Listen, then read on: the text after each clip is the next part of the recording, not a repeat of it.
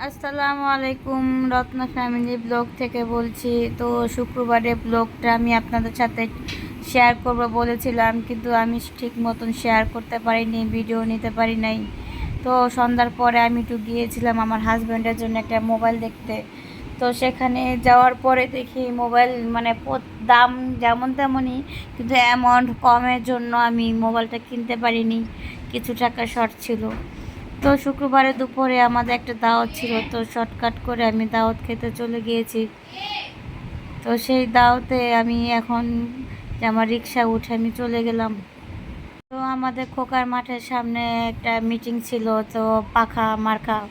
তো সেই মিটিংয়ে হইতেছে মাইকের প্রচণ্ড আওয়াজ। তো দাওয়াতে আমরা সুন্দর মতন সেন্টারে চলে গিয়েছিলাম, কিন্তু ভাই সেন্টারে যে এত গরম, অসম্ভব গরম। দেখেন কত মানুষ, সেন্টার হয়ে গিয়েছে ছোট কিন্তু মানুষ হয়ে গিয়েছে বেশি।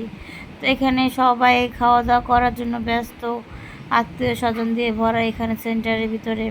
তো আমার মেয়ে তো গরমে পেরেশান হয়ে গিয়েছে। তো দেখেন, তো খাবার আইটেম ছিল সাদা পোলাও, মুরগির রোস্ট, গরুর রেজালা, মুরগির রেজালা, টিকা, সালাদ, জর্দা, কোক, সব কিছুই ছিল ভালোই, কিন্তু প্রচণ্ড গরম। সেন্টারটা অনেক ছোট হয়ে গিয়েছে।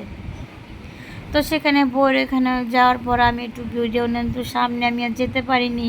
তো এখনকার যুগে যে ভিডিওগুলো করে, তো ছাতা টাতা দেওয়ার সামনে রেখে তো ভিডিও আমি ঠিক মতো নিতে পারিনি বইয়ের চেহারাটা। তো দেখেন প্রচণ্ড মানুষ সেন্টারের ভিতরে। দুপুরের অনুষ্ঠান হলে মানে খাবারের যে এত একটা চাপ থাকে ঘাড়ের উপরে, কেউ দাঁড়া থাকলে খাওয়াইতে বললে মানে বিরক্ত, না খায় টেবিল থেকে উঠা যেত, এমন অবস্থা। তো দেখেন বউকে কিন্তু সুন্দর লাগতেছে, শাড়ির কালারটা মানে সিম্পলের ভিতরে অনেক হালকা ম্যাজেন্ডার ভিতরে শাড়িটা আমার কাছে অনেক ভালো লাগছে, কালারটা ভালো লাগছে, এমনকি বউয়ে যে পরছে সেইটাও ভালো লাগছে।